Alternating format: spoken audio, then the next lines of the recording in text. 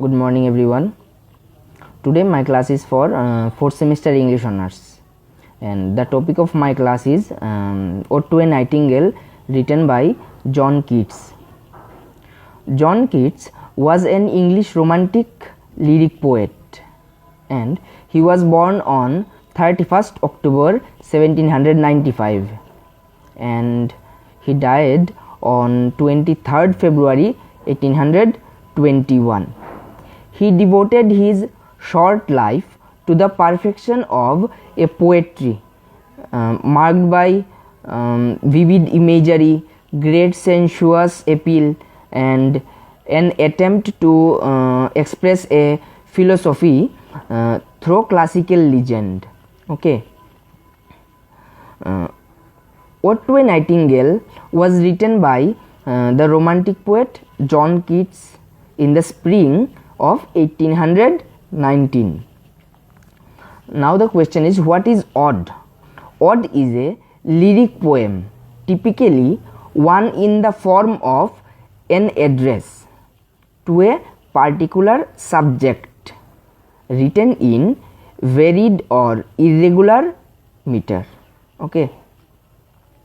So the poem Ode to a Nightingale focuses on a speaker standing in a dark forest, listening to the beautiful song of the nightingale bird, and this provokes a deep and meandering meditation by the speaker on time, death, beauty, nature, and human suffering. At times, the speaker finds comfort in the nightingale's song, and at one point even believes that poetry will bring the speaker metaphorically closer to the nightingale. Okay. By the end of the poem, however, the speaker seems to be an isolated figure. The nightingale flies away, and the speaker, unsure of whether the whole experience has been a vision or a waking dream. Okay. So the poem contains 80 lines. Okay, it is a long poem, so I am not going through line by line explanation. I will read the stanzas and then I will tell you the summary. Okay.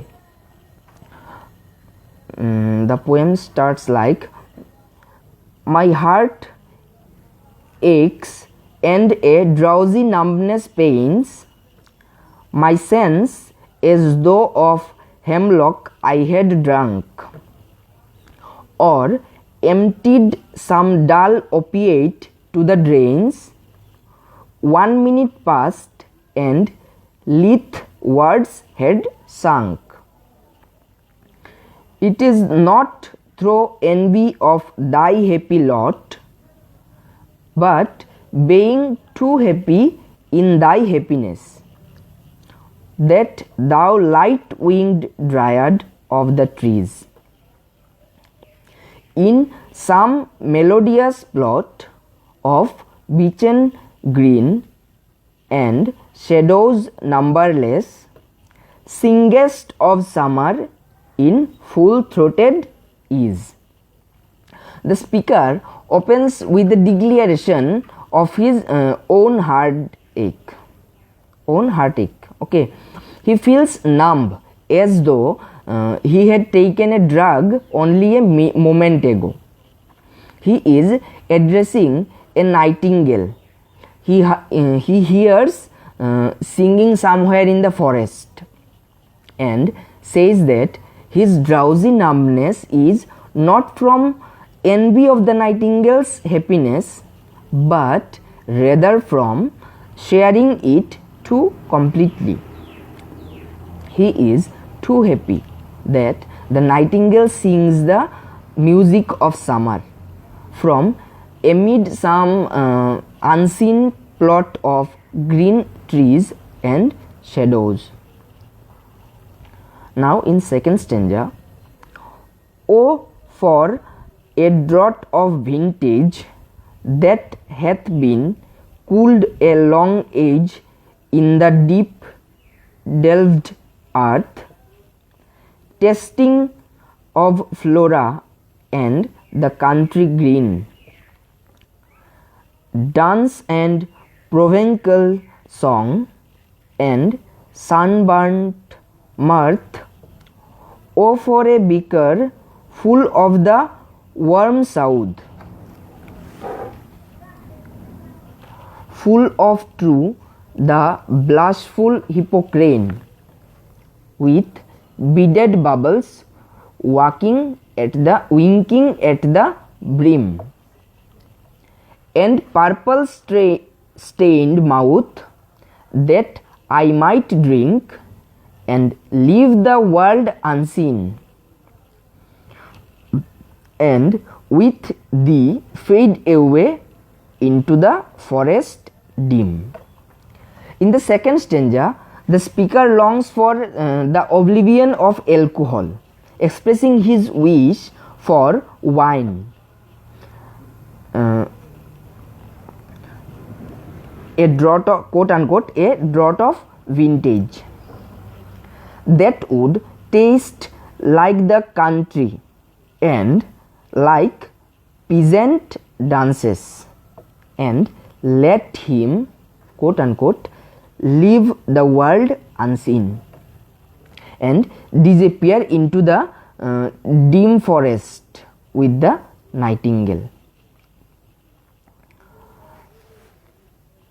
Now in the third stanza, fade far away, dissolve and quite forget what thou among the leaves hast never known, the weariness, the fever and the fret, here where men sit and hear each other groan,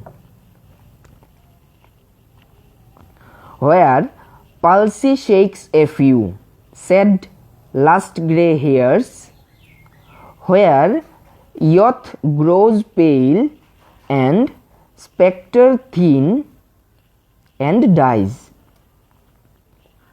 where but to think is to be full of sorrow and leaden-eyed despairs, where beauty cannot keep her lustrous eyes, or new love pine at them beyond tomorrow. In the third stanza, he explains his desire to fade away, saying he would like to forget the troubles the nightingale has ever known, the weariness, the fever and the fret, quote unquote, of human life, with its consciousness that everything is mortal and nothing lasts. Youth grows pale and spectre thin and dies, and beauty cannot keep her lustrous eyes.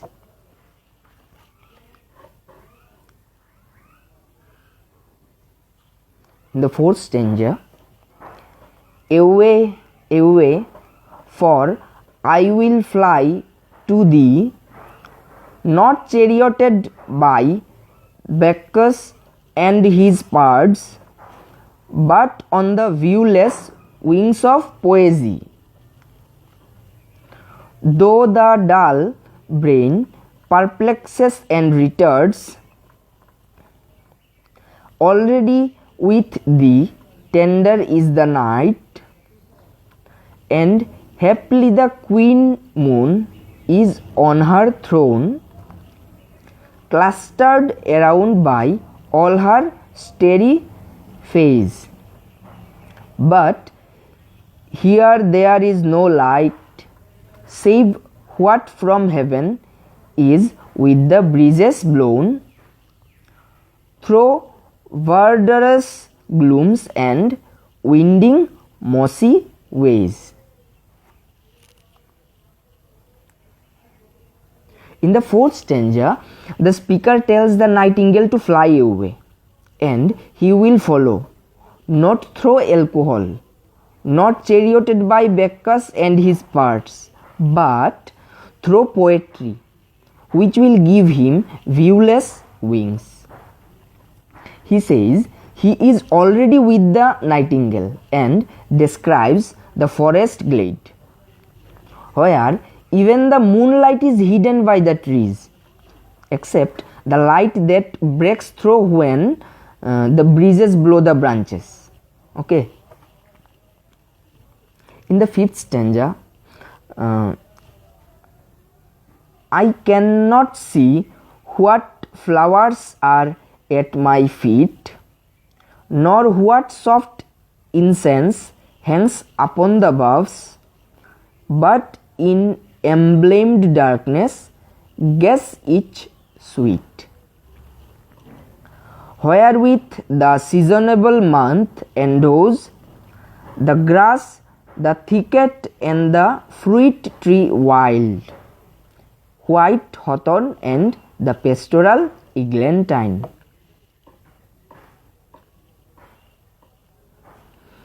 Fast fading violets covering up in leaves, and mid May's eldest child, the coming musk rose full of dewy wine. The murmurous hunt of flies on summer eves. In the fifth stanza, the speaker says that he cannot see the flower in the glade, but can guess them in emblemed darkness, white hawthorn, eglantine violets, and the musk rose. Quote unquote, the murmurous hunt of flies on summer eves.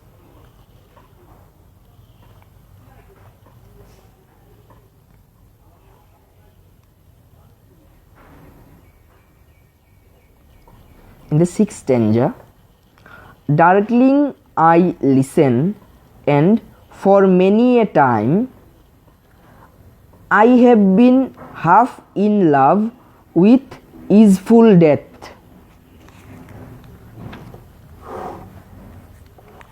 Called him soft names in many a mused rhymes, to take into the air my quiet breath. Now more than ever seems it rich to die, to seize upon the midnight with no pain, while thou art pouring forth thy soul abroad in such an ecstasy. Still wouldst thou sing, and I have ears in vain, to thy high requiem become a sod. In the sixth stanza, the speaker listens on the dark to the nightingale. In the sixth stanza, the speaker listens in the dark, saying that he has often been half in love with the idea of dying, and called death soft names in many rhymes. Surrounded by the nightingale song, the speaker thinks that the idea of death seems richer than ever, and he longs to seize upon the midnight with no pain, while the nightingale pours its soul ecstatically forth. If he were to die, the nightingale would continue to sing. He says, but he would, quote unquote, have ears in vain, and be no longer able to hear. Okay, and now 7th stanza.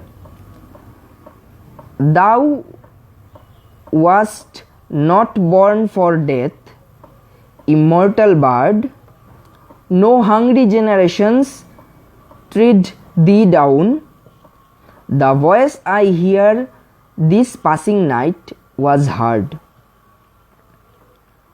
in ancient days by emperor and clown, perhaps the self same song that found a path through the sad heart of wrath when, sick for home, she stood in tears amid the alien corn, the same that oft times hath charmed magic casements opening on the foam of perilous seas in fairylands forlorn. In the 7th stanza, the speaker tells the nightingale that it is immortal and it was not born for death. He says that the voice he hears singing has always been heard by ancient emperors and clowns, by homesick Ruth. He even says the song has often charmed open magic windows, looking out over, quote unquote, the foam of perilous seas in fairylands forlorn. And now the last stanza. Forlorn, the very word, is like a bell to toll me back from thee to my sole self. Adieu, the fancy cannot cheat so well, and she is famed to do deceiving elf. Adieu, adieu, the plaintive anthem fades past the near meadows, over the still stream, up the hillside, and now it is buried deep in the next valley glades. Was it a vision or a waking dream? Fled is that music, do I wake or sleep? In the 8th stanza, the word forlorn tolls like a bell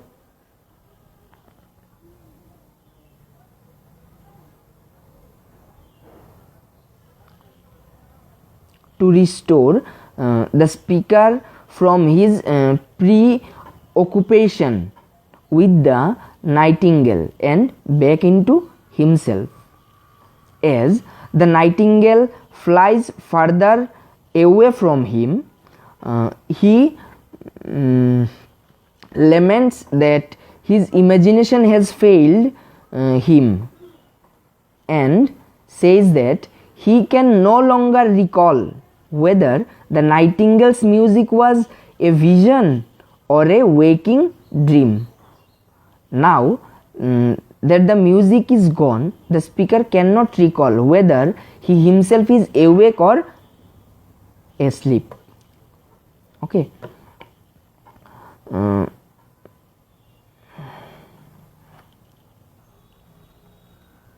Now I am going to tell you about the form and theme of the poem.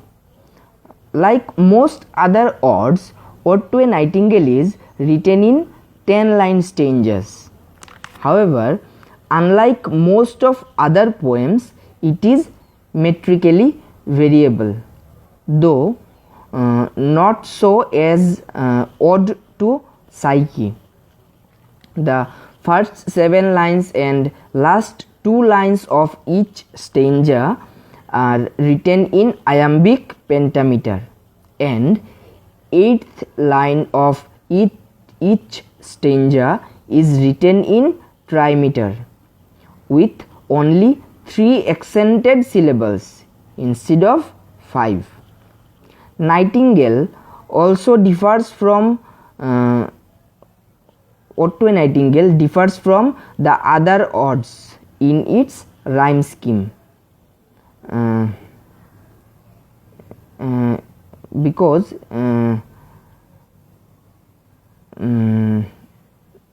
it has the rhyme scheme in the same same rhyme scheme in every stanza, and each stanza in Otto Nightingale is rhymed A B A B C D E C D E.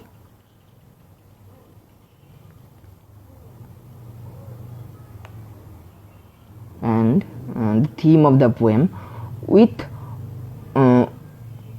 Ode to a Nightingale, the speaker begins his fullest and deepest exploration of the themes of creative expression and the morality of human life.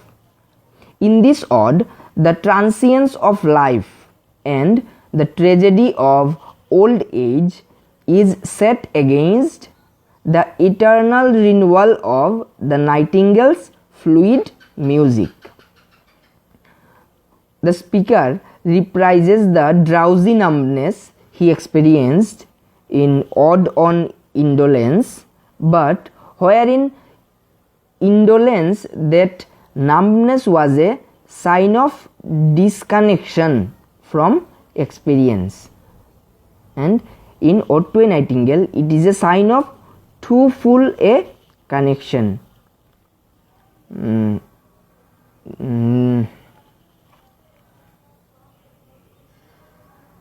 The line being too happy too happy in thine eyes, as the speaker tells the Nightingale. And hearing the song of the Nightingale, the speaker longs to flee the human world and join the bird, but his first thought is to reach the bird's state through alcohol. In the second stanza, he longs for a draught of vintage to transport him out of himself.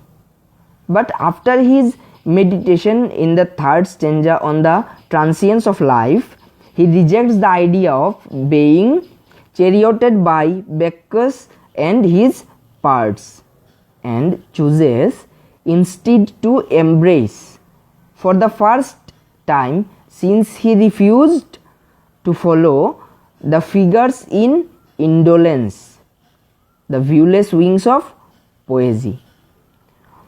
So the type of questions you may get in your exam are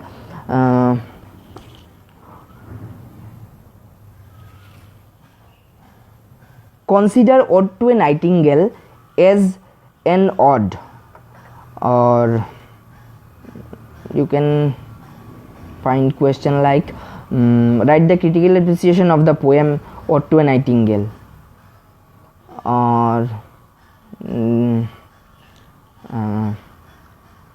write about the theme of the poem Ode to a Nightingale.